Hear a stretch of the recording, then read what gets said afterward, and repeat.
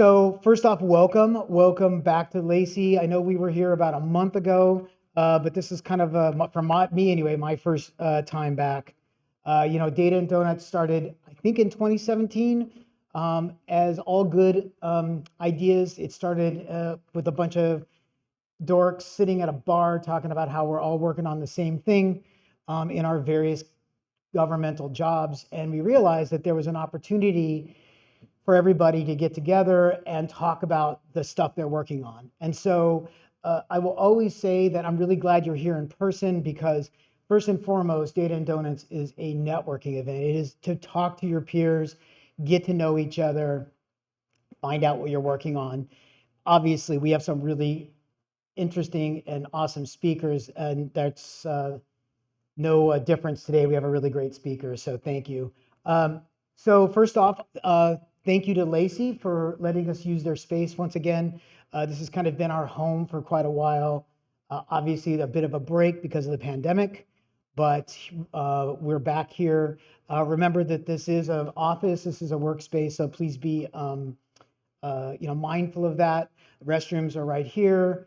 When we're done, we need to kind of be out of here by 10. So we'll do some speaking here. We'll have a chance to chat some questions. Got a few slides at the end, but we do need to kind of move out after that. So thank you. Also would like to thank our sponsor, Metro, for sponsoring the event, the live stream, donuts and coffee and so on. I will point out that we do, we kind of support this through sponsorships from, we're trying to keep it to governmental type organizations. So Metro, so there are opportunities for sponsorship. Come see me or Vicky or anybody that's got one of these nifty Data and Donut pins, and we can see about getting some sponsorship, in which we'd really appreciate. You can get here, by the way, if you're already downtown, LA Metro, you can get here for free, which is kind of cool. So also, just keep in mind, this is kind of a masked event. We're trying to be safe, so if you could wear masks while you're in the audience, we'd appreciate it. So really quick, before we get started, I always like to do like a data is beautiful slide when I do these, and so I thought I would show this. There's a subreddit on Reddit called Data is Beautiful, and I ran across this, and I thought it was appropriate since we're talking about Metro. This is somebody who took OpenStreetMap.org, which is the open source version of all the streets in the world, basically, and plotted them on a polar distribution to show their orientation in north, south, east, west, and so on. And so these are, it's kind of hard to read maybe, but these are places all across the world, all these cities.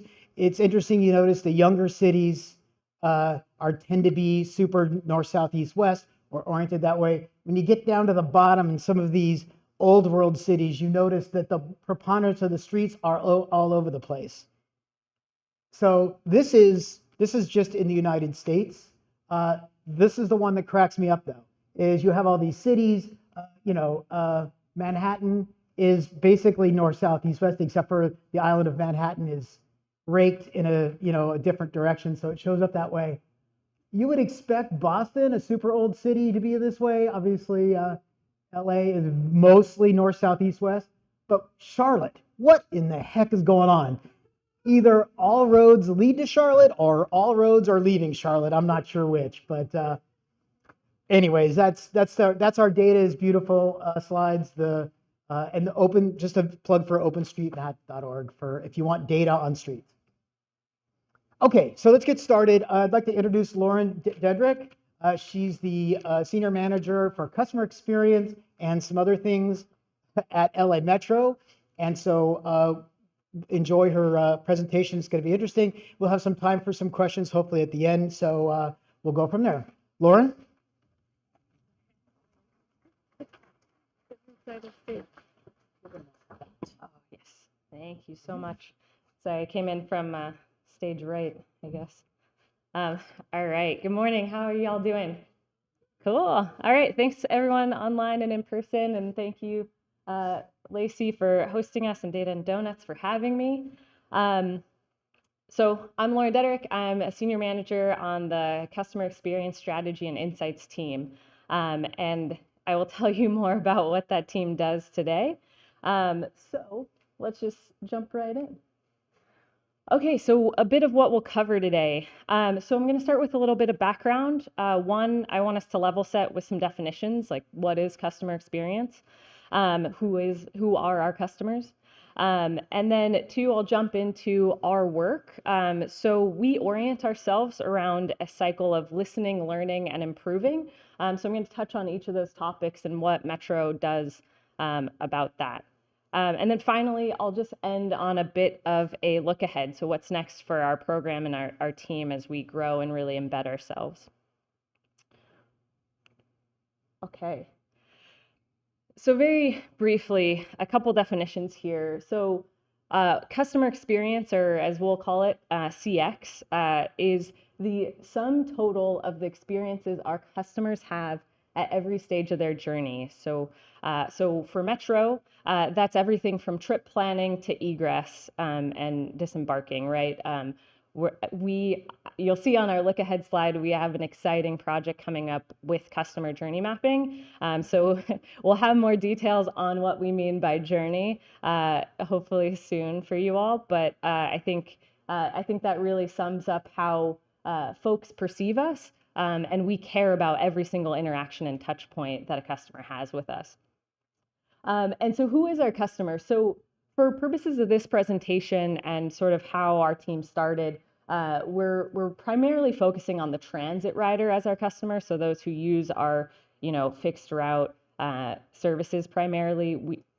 You will see we did survey Metro Micro customers, and we do plan on working with Metro Bike Share and our other, Vanpool. There are a lot of services we provide and offer, but transit rider is for this presentation is important. We also acknowledge that customer experience is intertwined with employee experience. So you'll also hear me reference, this customer first culture and sort of culture building. I won't touch on that too deeply today, but we do acknowledge that employees are a customer as well. And I think that's an important part of any customer experience program if you're launching it at any of your agencies.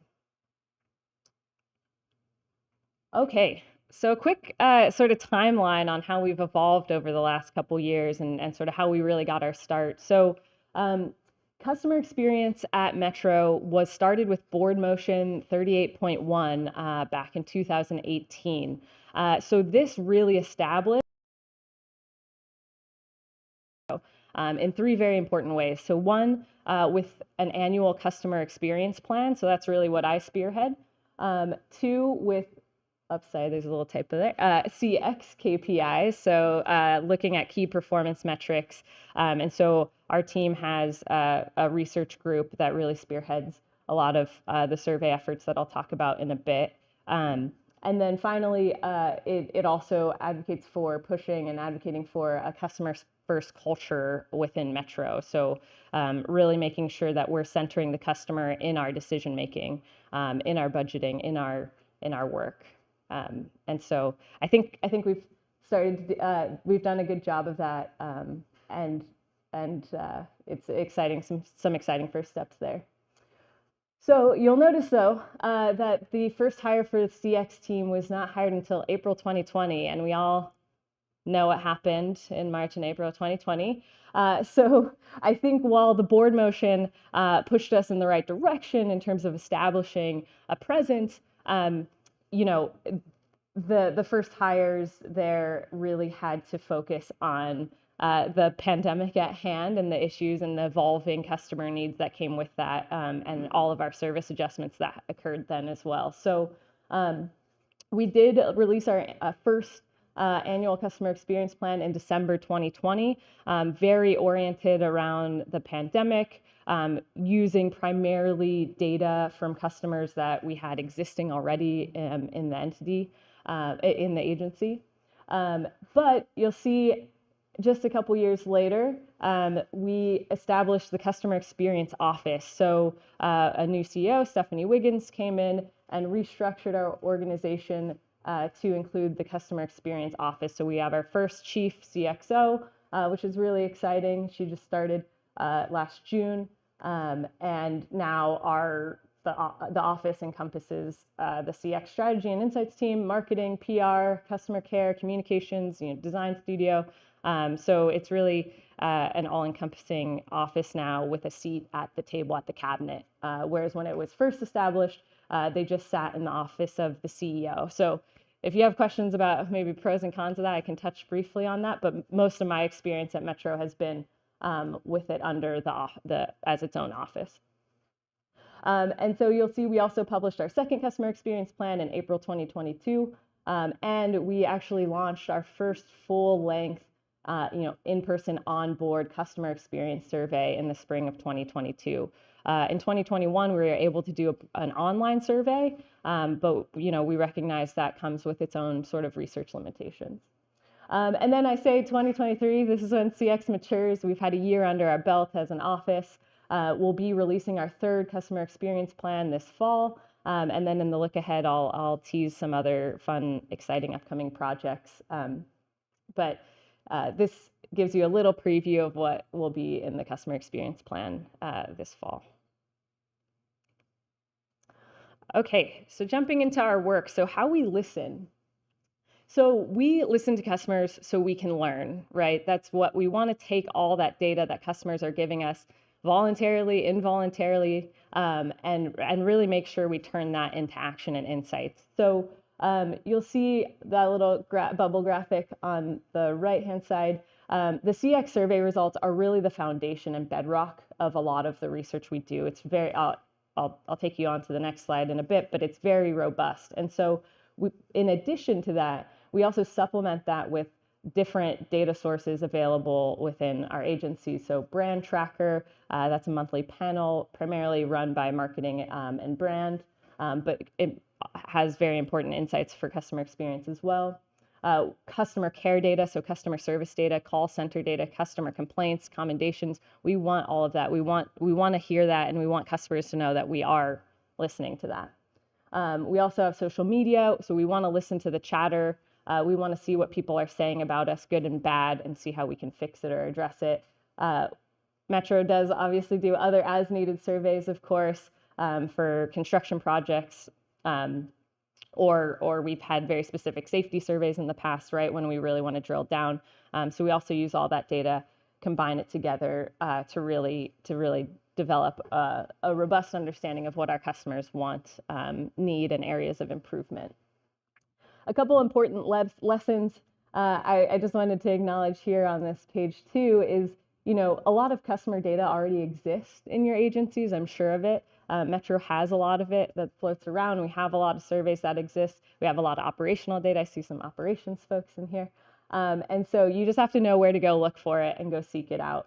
And then second, there's a balance, right, of that direct and indirect, that formal and informal, the research survey work versus outreach. And all of that is important, right? All of that is important to balance together as you listen to your customers and you develop your priorities, because customers are talking to you, right? Whether you know it or not, they're talking to you, and it's important to capture.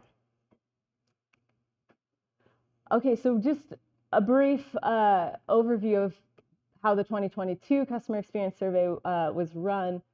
So just why we do it, we want to get a quick understanding of who our customers are, what they care about, and then also monitor how we're improving. So it's also very important to track trends, right? And like I said, this onboard survey is really robust. We had over 12,000 responses, almost 8,000 of those on bus, almost 3,000 on rail, and just over 1,300 on Metro Micro.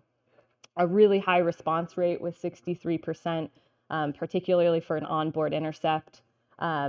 We ask about just about 25 different aspects of service, so it's pretty, it's a lengthy front and back survey.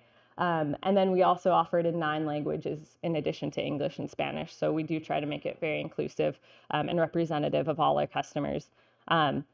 We also sample weekday, weekend, AM, PM, off-peak, and peak, so it's a very robust sample of all of our lines and routes.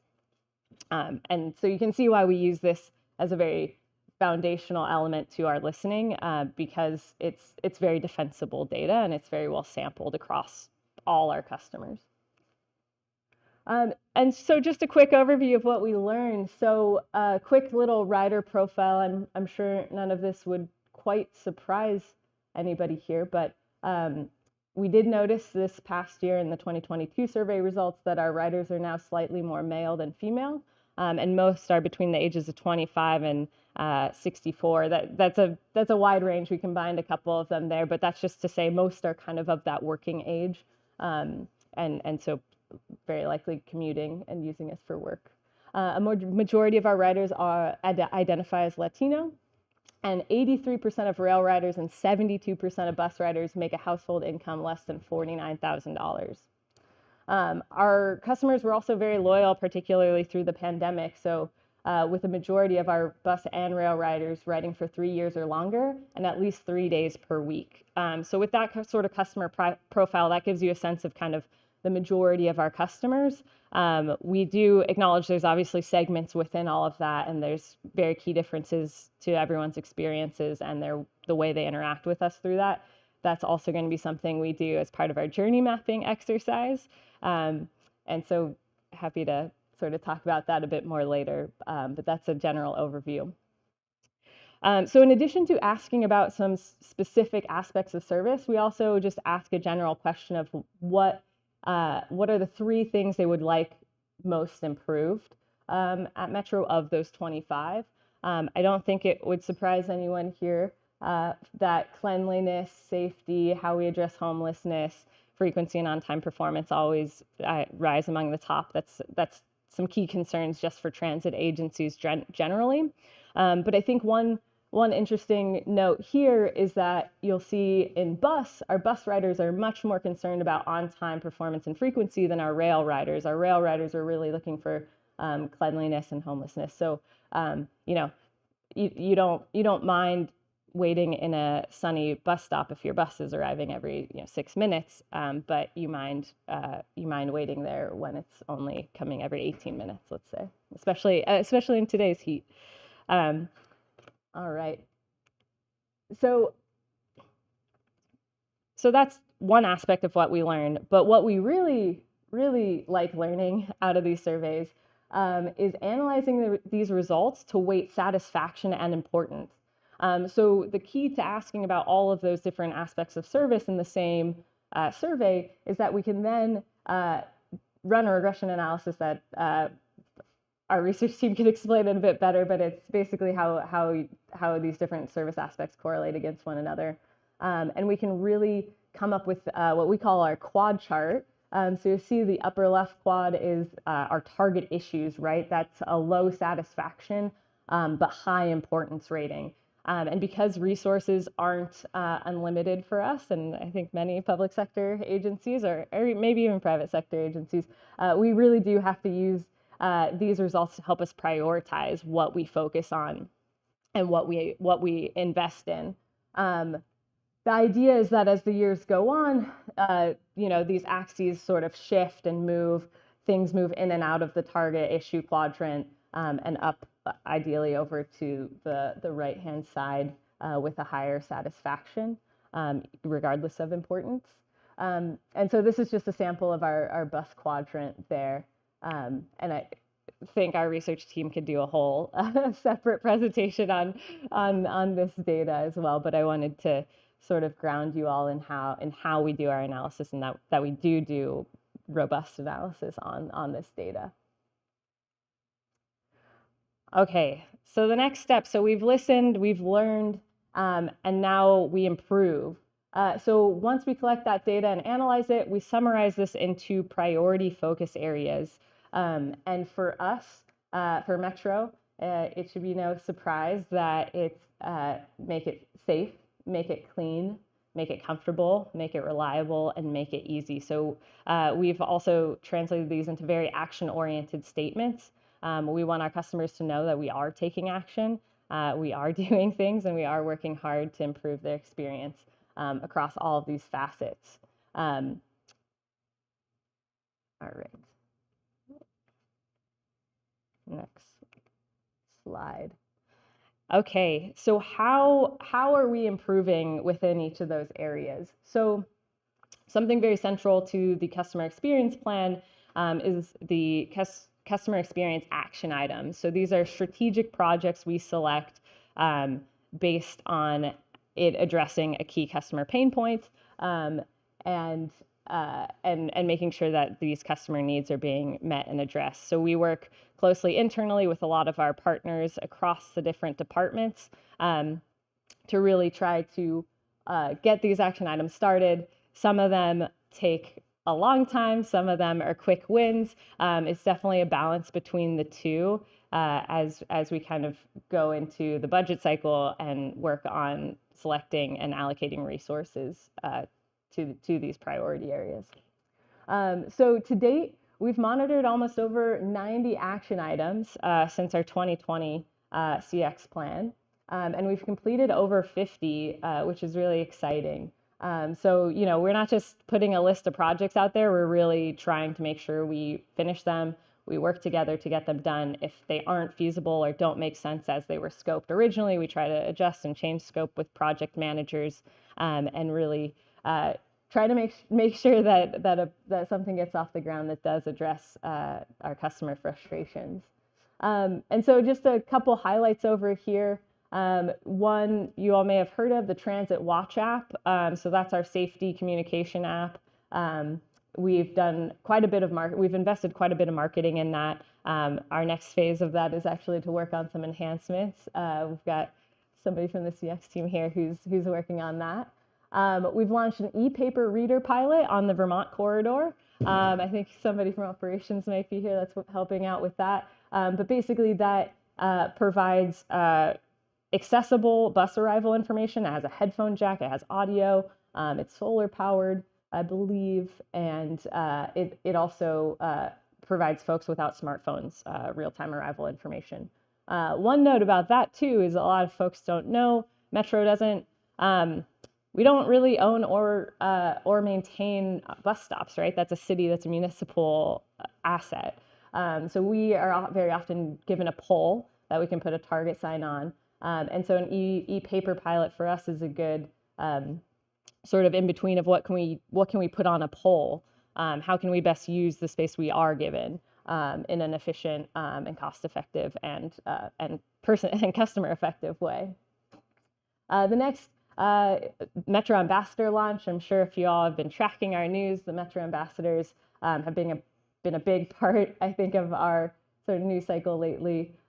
They launched in, I believe it was October, so wow, almost a year now, and it seems to be going well. We've had over 300 launched throughout our system, so they're just a great friendly face to connect you to information, report any issues, and support you in whatever you need and able to get around our system. Next, a little highlight, we've launched many cleaning surge activities, particularly since COVID hit. We clean our trackway trash more frequently. You'll see if you go to any end of the lines for rail, we have custodial staff sweeping the interior of our rail lines. We do midday bus layover cleanings as well at several of our layover spots, and we're looking to expand that as long as we can hire. And then we also increased our elevator step cleaning. So we're really trying to make sure, you know, all of our stations and stops and vehicles are cleaned and well maintained throughout the day. And then finally, homeless outreach expansion. We did double the size of our homeless outreach staff by working with our partners at PATH, and so that's something really exciting. And we'll have more projects we're going to be working on as we move into the future. But I'm hoping that you all read the 2023 CX plan, so I didn't put it in this presentation for you all. But anyway, just a quick look ahead for sort of the CX strategy team. We do have this 2023 CX plan coming out. We're very excited about it, and it'll be filed with the board in September. So look out for that at the Operations Safety Customer Experience Committee meeting on the 21st. And then potentially the board meeting the week later. We're working on our CX Hub website. This is a place where we really want to transparently and more frequently inform our customers, those interested in Metro, our Metro advocates, about our updates on CX action item and our progress, our survey results, and then any other sort of CX related work. And I would honestly look to you all in the audience, like you came to this presentation today. I'd be very curious about things you would love to see on that website too, because Neely's here from the Glue who's helping us. And so we're definitely curious, how we can best create a website and a hub that helps those interested and curious about what Metro is working on. Next, we're going to be working on really establishing our CX KPIs. So these key metrics that we want to hold ourselves accountable to. That was part of the original board motion, but obviously with leadership changing, we did want to make sure that we funneled any of our key metrics into the larger vision of our CEO and our chief. Next is we're looking to launch a quarterly CX survey. So we have an annual survey, but we recognize that's not maybe as frequent as we'd like, and so we're exploring methods for more frequently gathering survey-based feedback from customers, particularly related to our KPIs. And then finally, a big project for us is the customer journey map and persona. So really defining our customer journey, making sure internally we're talking about our customer journey in the very same way, and then also, segmenting and personifying our customers to better improve for each of those different customer journeys and personas that we do end up identifying and looking at. And I believe that is the end of my presentation. So